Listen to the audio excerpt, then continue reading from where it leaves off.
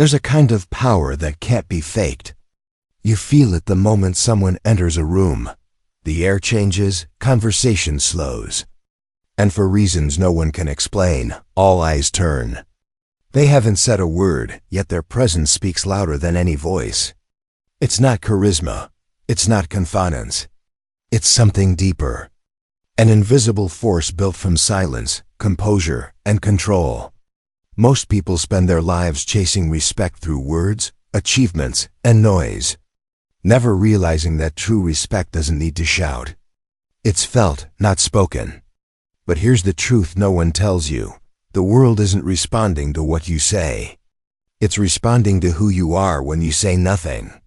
And once you understand how to master that, people will listen before you even speak. I remember the first time I walked into a room and felt it, the shift. It was subtle, almost invisible, but it was there. Conversations slowed. Heads turned for just a second too long. No one said anything, but something unspoken hung in the air. It wasn't because I had done anything extraordinary or said anything profound. I hadn't even opened my mouth. It was presence, that silent, magnetic force that draws attention without asking for it. And I realized something most people never do. Respect doesn't begin when you speak. It begins the moment you enter the room. For years, I thought respect was earned through effort, through what I achieved, the words I spoke, or how long I'd been around. I chased validation in every form: promotions, approval, status. I tried to prove myself with my voice, but the more I spoke, the less people seemed to listen. I confused volume with power, confidence with noise. What I didn't understand then was that people read you before they hear you. Long before your words reach their ears, your body has already delivered a message. It took me years and a few painful lessons to understand this. Once, during a meeting, I watched a quiet man walk in. He said nothing, didn't rush, didn't fidget, didn't even make eye contact right away. He simply sat, hands still, posture calm, eyes steady. Within minutes, the energy of the entire room changed. People started lowering their voices when speaking to him. They leaned in when he finally spoke, even though he said little. It wasn't authority he demanded, it was respect he radiated. That day, I realized presence was a language of its own. A language older than speech. A language everyone understands but few ever master. I started paying attention. I began to study the unspoken moments, the subtle power of silence, the stillness before words, the way one's breath could command a room more effectively than any speech. I noticed how some people entered spaces apologetically, shrinking their presence as if asking permission to exist. Others flooded the space with nervous energy, overcompensating for insecurity. Both were missing something essential: equilibrium. Stoic composure. The quiet strength of someone who neither hides nor performs. The Stoics understood this long before modern psychology did. They believed that self-mastery was visible before it was spoken, that your outer behavior reflects your inner state of order, or chaos. Epictetus said, "First learn the meaning of what you say, and then speak." But I think it goes deeper. First learn the meaning of how you are, and then you don't need to speak. When you carry yourself with clarity, when your actions and stillness align, the world feels it. But I wasn't always like that. I used to rush, walk too fast, talk too much, fill silences because they made me uncomfortable. I'd over-explain, over-justify, overreach for acceptance. I thought movement meant confidence, that speed meant progress. But all it showed was anxiety. Every unnecessary word, every restless gesture was a confession. I'm not grounded. I'm not sure of myself. I was broadcasting insecurity, and people picked it up instantly, even when they couldn't articulate why. Then one day, during a negotiation, I tried something different. I slowed down. When they asked a question, I waited. 2 seconds of silence before answering. When I walked, I moved deliberately, not rushing to fill space or time. I let pauses breathe. It felt unnatural at first, like moving through water. But something happened. People stopped interrupting. They leaned in. They followed my rhythm instead of forcing me into theirs. That day, I understood something profound. Whoever controls the tempo, controls the tone. Whoever controls the tone, controls the room. It's not about dominance. It's not manipulation. It's alignment. When your external presence mirrors your internal calm, people feel safe in your gravity. You don't have to prove yourself. They sense you've already won the battle within. That's what Stoic presence really is. Not pretending to be unbothered, but truly being unshaken. And here's the truth most people miss. You already have that power. You've just been trained to give it away. Every time you rush to respond, every time you over-explain, every time you apologize for taking up space, you hand over fragments of your authority. You tell the world you don't trust your own worth. But the moment you slow down, straighten your spine, hold your silence, and breathe from composure rather than fear, you reclaim it. Respect isn't something you ask for. It's something people feel when they're around you. That's why this isn't a lesson in charisma, it's a lesson in control. Not control over others, but control over yourself. Because respect, in the end, is just a mirror. People reflect back what you already believe about yourself. If you believe you belong, your presence declares it before your mouth ever opens. In this series, I'll show you 6 Stoic principles, 6 subtle physical disciplines that make people respect you without you saying a word. They're not tricks. They're truths made visible. When you master them, the energy in every room you enter will shift, not because you forced it, but because your presence will silently remind people of something rare, certainty. So if you're ready to stop chasing approval, stop demanding respect, and start embodying it, subscribe now. It helps the channel grow, but more importantly, it helps me keep creating videos that remind you of what you already are: powerful, calm, and untouchable. Now a question for you to think about, and I want you to comment your answer below. Which do you think commands more respect? A. The person who speaks the loudest in the room. B. The one who doesn't need to speak to be heard. Type your answer, A or B, in the comments. I'll see you there. There's a kind of silence that doesn't feel empty. It feels alive, heavy. It fills the space between people, between words. The first time I felt it, I didn't know what it was. I was sitting across from a man who seemed to control every molecule of air in the room without speaking. His stillness wasn't passive, it was deliberate. His eyes didn't dart. His breath was slow, almost imperceptible. And I realized something unsettling. Presence wasn't about movement. It was about mastery. That moment made me painfully aware of how loud I was even when I wasn't speaking. The tapping fingers, the restless shifting, the subtle, desperate urge to fill silence before it exposed me. My mind was chaotic, and my body was its messenger. Every fidget screamed what my words denied. I'm not in control. That's when I began to understand the first true principle of Stoic presence: slowness. To move slower than your anxiety. To reclaim your body from your impulses. So I started to slow everything down. My speech, my walk, my breath. At first, it felt unnatural, like swimming against a current that had carried me my whole life. But soon I realized that the current wasn't life. It was fear. Fear of appearing uncertain. Fear of silence. Fear of being invisible. And when I stopped feeding that fear with speed, something remarkable happened. The world stopped rushing me. Conversations stretched. People started waiting for my words instead of talking over them.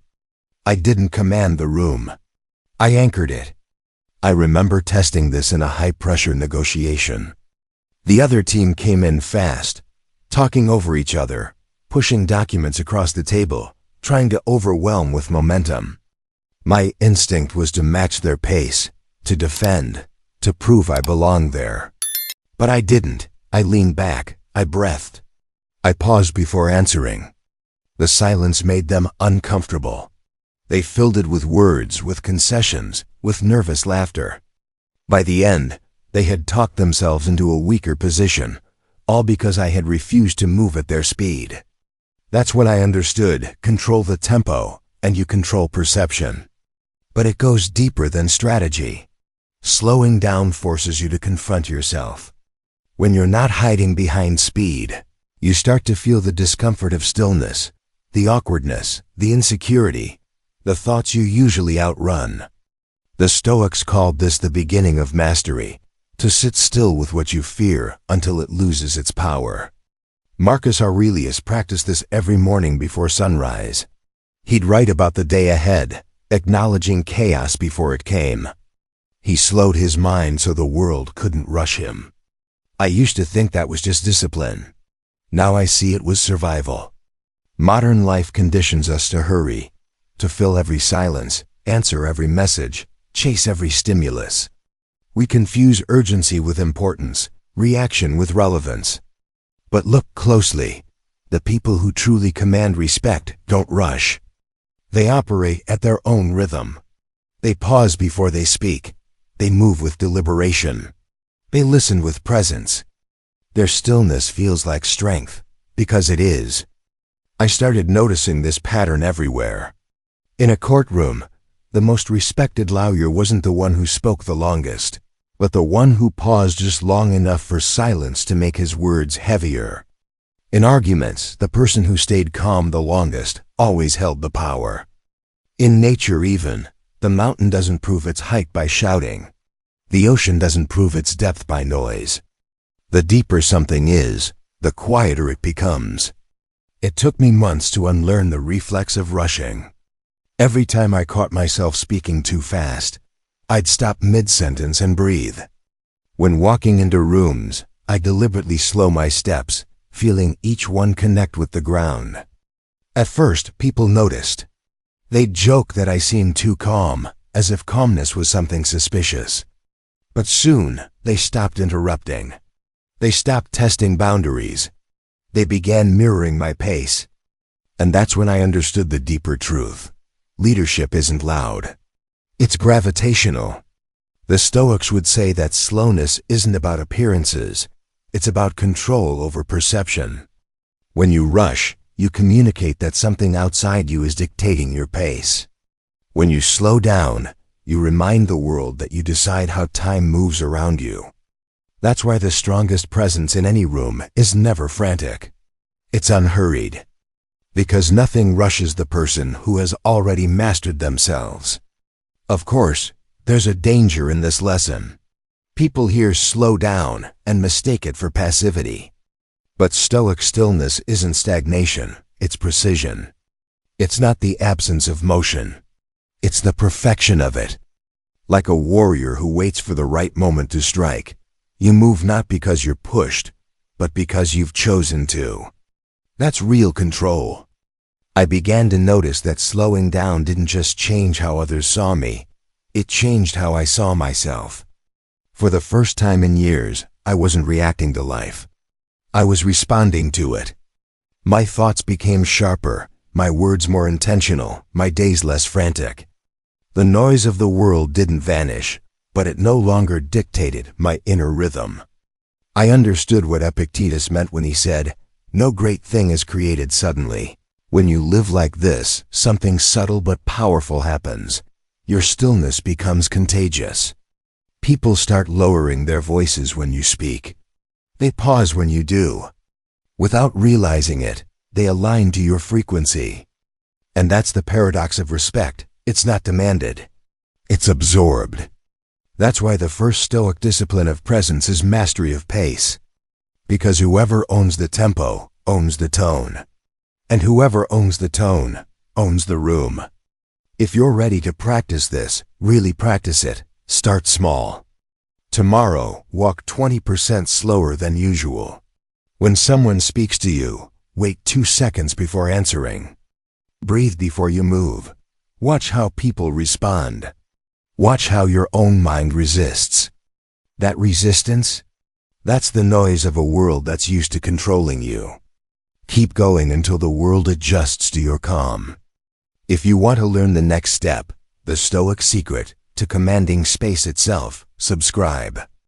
Because what comes next doesn't just change how you move. It changes how every room you enter moves around you. Now tell me, when pressure hits, which one are you? A. The one who speeds up, trying to regain control. B. The one who slows down, knowing control begins within. Comment your answer below, A or B, and see how many people are learning to move like still water in a world that never stops rushing. There's a strange kind of power in space, the distance between you and others, between your movement and stillness, between where you end and the world begins. I never noticed it until I realized I'd been giving all of mine away. Every time I crossed my arms to make myself smaller, every time I stood against the wall so others could pass, every time I folded inward in a meeting, I was apologizing for existing. I didn't say it aloud, but my body did.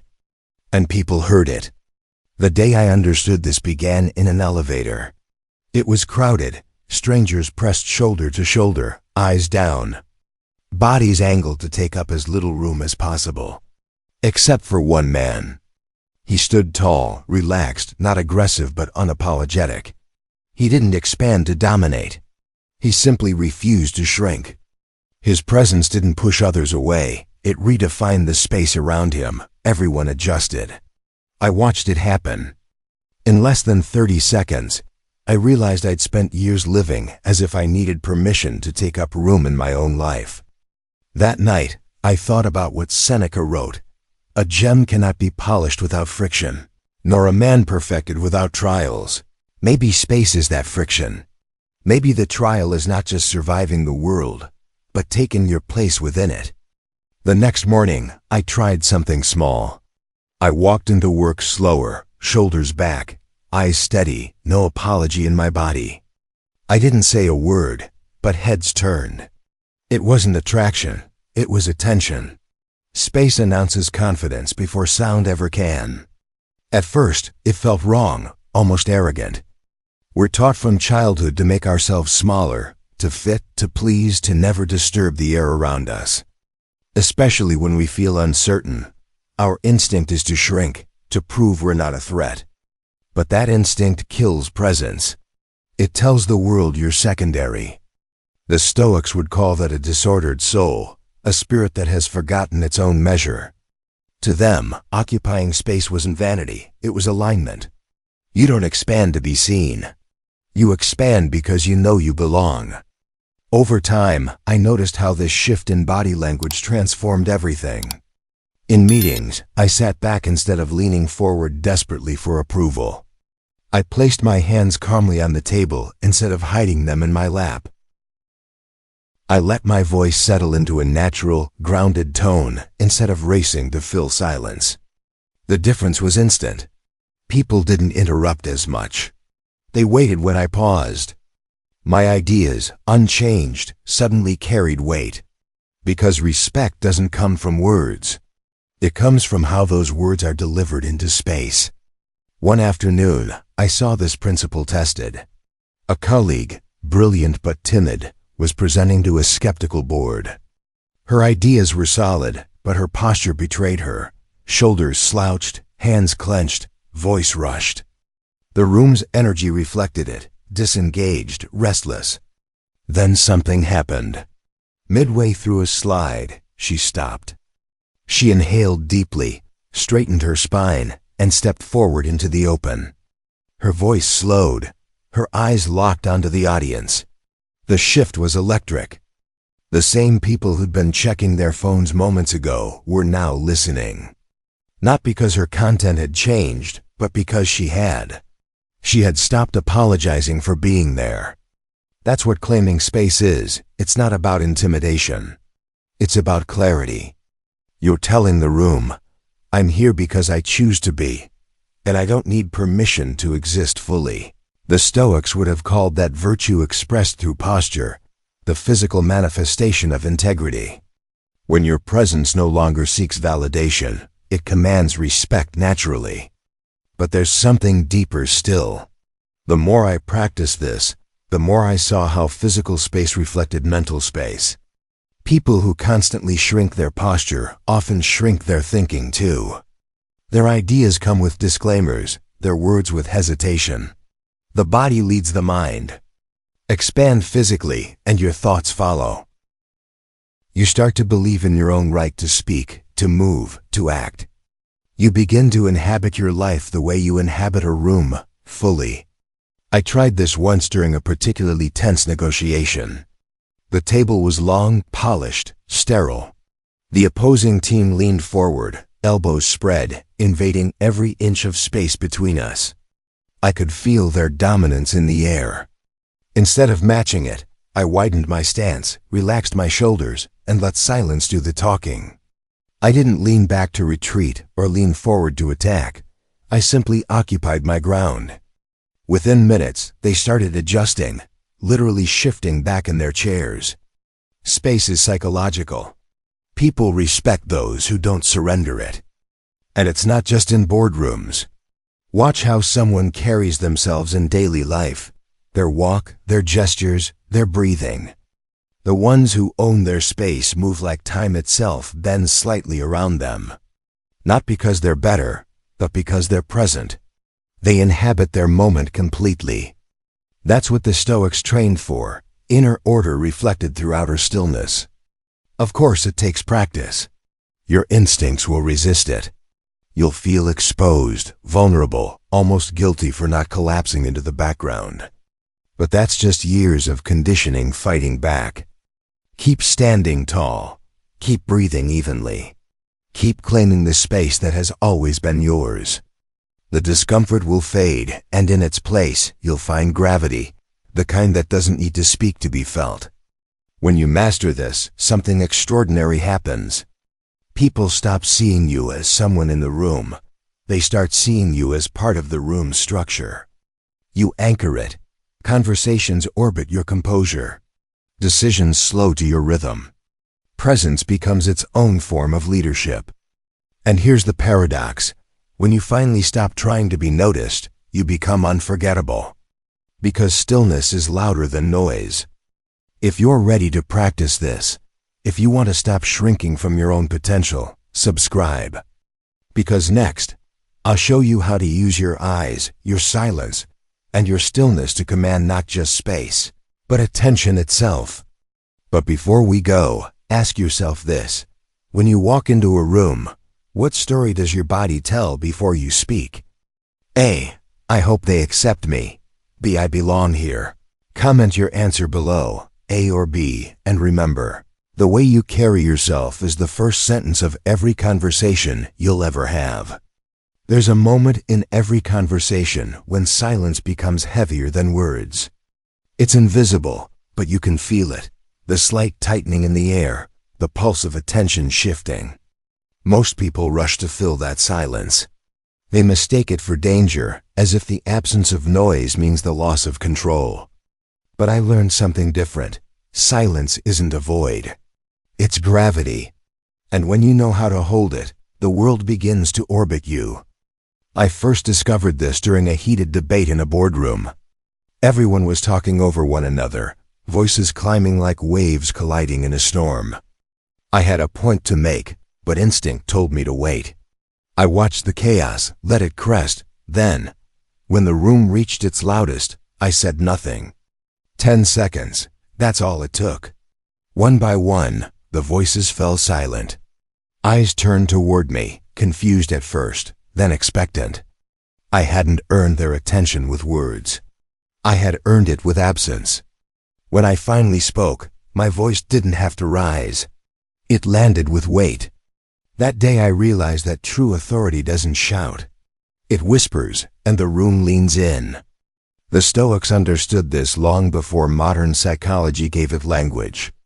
Zeno said, "We have 2 ears and 1 mouth so that we can listen twice as much as we speak." But silence is more than listening, it's restraint. It's the discipline of holding your thought long enough for it to mature before releasing it. The weak fear silence because it exposes their insecurity. The strong use it to reveal truth. I started to experiment with it in everyday life. During conversations, I'd let a question hang in the air a little longer than felt comfortable. When someone made a point, I'd wait a full second before responding. It wasn't manipulation. It was awareness. I wanted to see what silence could draw out of people. And it was astonishing. When you don't rush to fill space, others fill it for you with honesty. They reveal what they truly think, what they're afraid of, what they try to hide behind words. I realized silence isn't empty, it's a mirror. It reflects the truth of whoever stands before it. But silence does more than influence others, it reveals you to yourself. I learned that in the hardest way possible. Years ago, during an argument with someone I loved, I lost control. My voice rose, my hands moved sharply, my heart raced. I wanted to win the argument, not understand it. Later that night, alone, I replayed it in my head, the words, the tone, the anger. I saw how noise had replaced reason. I remembered what Marcus Aurelius wrote. If you are distressed by anything external, the pain is not due to the thing itself, but to your estimate of it. My noise had been an estimate, an emotional exaggeration of reality. The next time conflict came, I stayed silent. I breathed. I waited. The argument dissolved not because I surrendered, but because I refused to feed it. Silence can end wars that words would only inflame. In time, I learned to see silence not as stillness, but as movement, a slow, deliberate kind of power. The most commanding people in the world use it naturally. Watch a great leader before they respond to a difficult question. They don't rush. They pause, look away, breathe, and return with measured calm. That pause communicates more than any clever phrasing ever could. I am not ruled by reaction. That's what Stoicism trains you to become, not emotionless, but unmoved by emotional storms. And then there's the kind of silence that exists under pressure, the kind that separates those who control themselves from those who crumble. I saw it once in a hospital waiting room. A family was gathered, panicked, arguing, pacing. In the middle sat an elderly man, quiet, hands folded, eyes calm. He wasn't detached, he was deliberate. His stillness was an anchor in the chaos. When the doctor finally came out to speak, the family instinctively turned to him for guidance, though he hadn't said a word. That's the power of composed silence. It doesn't compete. It leads. I started training for that kind of control. Whenever stress hit, a delayed flight, a rude comment, an unexpected setback, I practiced saying nothing. Not even in my mind, just breathing. Letting the first wave of emotion pass before I decided what deserved my response. Sometimes the silence lasted seconds, sometimes hours. But the result was always the same, clarity. I understood what Seneca meant when he said, "He who is brave is free," because to hold silence in a world addicted to noise is an act of courage. People began to notice. Friends would ask, "How do you stay so calm when everyone else is losing it?" The truth was, I wasn't always calm. I had simply learned not to perform my chaos. There's a difference between being calm and appearing calm. The Stoics aimed for the first, but they practiced the second until it became real. And it works both ways. When your body embodies peace, your mind starts to follow. Stillness outside cultivates stillness within. Once, during a major presentation, the projector failed just as I began. The audience murmured impatiently. A younger version of me would have panicked. Instead, I stood there in silence. I breathed. I smiled. 30 seconds of stillness felt like an eternity. Then I began to speak without slides, slowly, clearly, unhurried. The audience leaned in. By the end, they'd forgotten the glitch entirely. Later, one of them told me, "You handled that like it was part of the plan." That's when I realized, every disruption is a test of your composure, and silence is your greatest tool to pass it. The paradox is simple but profound. The quieter you become, the louder your presence grows. Silence turns attention into respect, and respect into influence. It's not about withholding words. It's about elevating them. When you finally speak, people listen, because you've proven you don't waste sound. Now when I walk into a room, I don't rush to fill it. I let silence arrive first, like a trusted companion. I've learned that the most powerful voices don't echo, they resonate. And resonance begins with restraint. If you've ever felt overlooked, talked over, or ignored, try this. Don't raise your volume. Raise your presence. Let silence do the introduction. And if this idea speaks to you, if you've felt the pull to reclaim the weight of your words, subscribe. Because next, I'll show you how to master the rarest form of control, stillness under pressure. But before we move on, let me ask you something. When you face conflict, which voice speaks louder inside you? A, the one that needs to respond immediately. B, the one that waits, watches, and chooses. Comment your answer below, A or B, and remember, silence isn't weakness. It's the sound of a person who has already won the argument within. Stillness is misunderstood. People think it means doing nothing, being passive, detached from life. But true stillness is not the absence of motion, it's the mastery of it. It's what remains when the noise fades, when the world presses in and you do not flinch. The Stoics called it ataraxia, the unshakable calm that no external storm can touch. I didn't understand that until life forced me to. There was a year when everything fell apart. A relationship ended, a business deal collapsed, and my health began to fail. Every part of my identity that I had built on control, on speed, on strength, started to crumble. I was angry, desperate to fix everything, to fight my way back.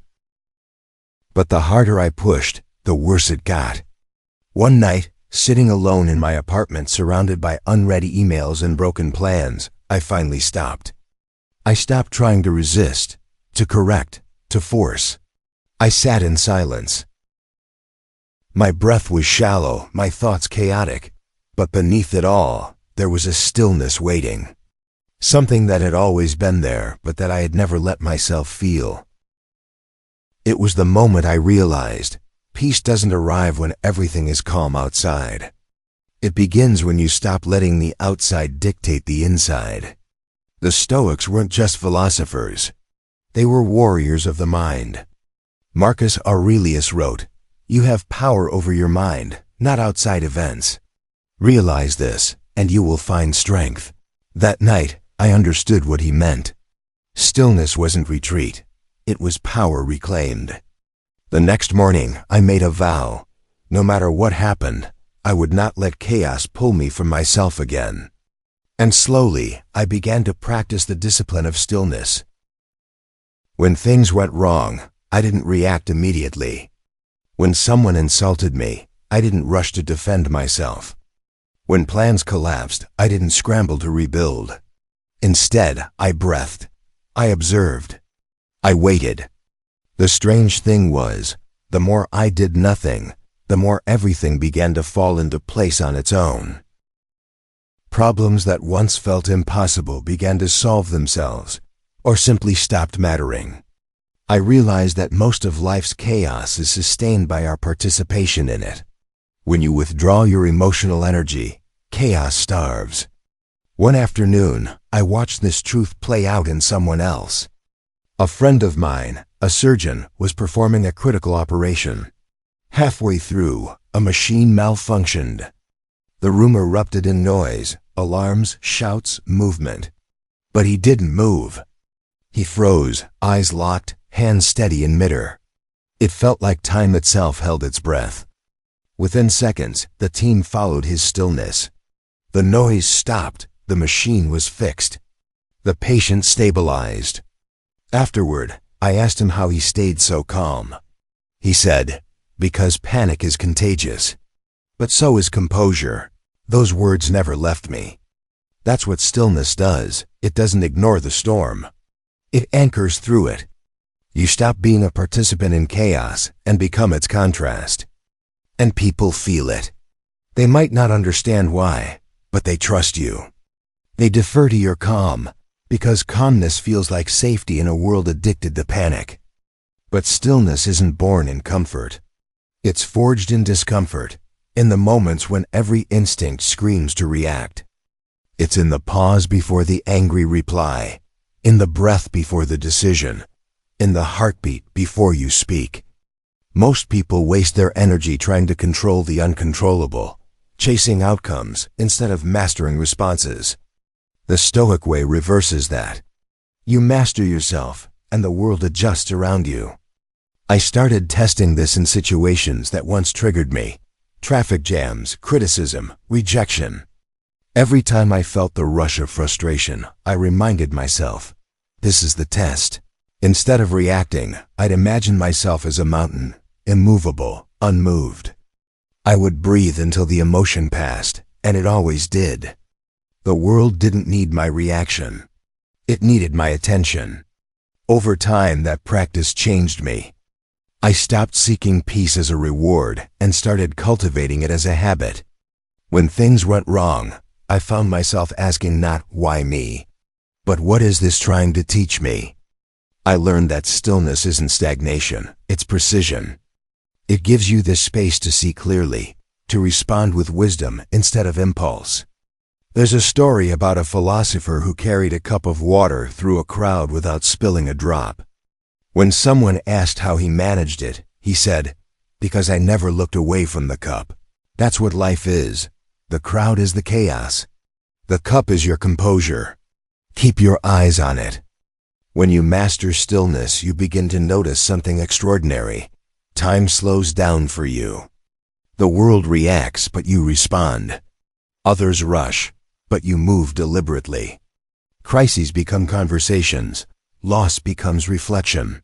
Fear becomes fuel. You stop living reactively and start living intentionally. That's what mastery looks like. Not control over others, but control over yourself when everything else spins out of control. It's not easy. You'll fail. You'll lose your calm, snap at someone, spiral in your head. But each time, you'll remember faster. You'll recover sooner.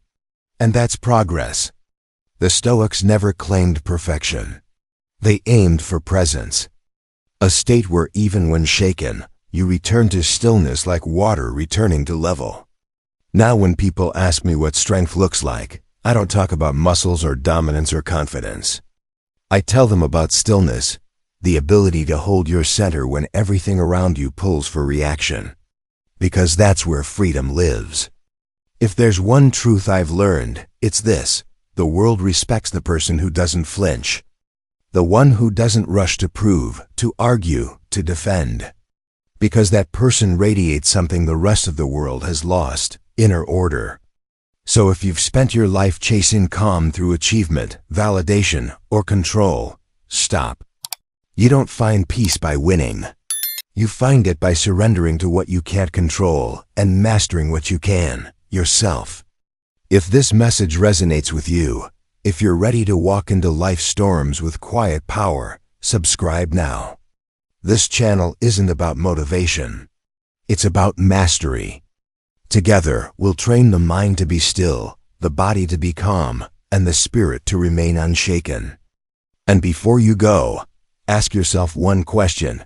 When chaos calls, which version of you answers? A, the one who reacts out of fear. B, the one who responds from stillness.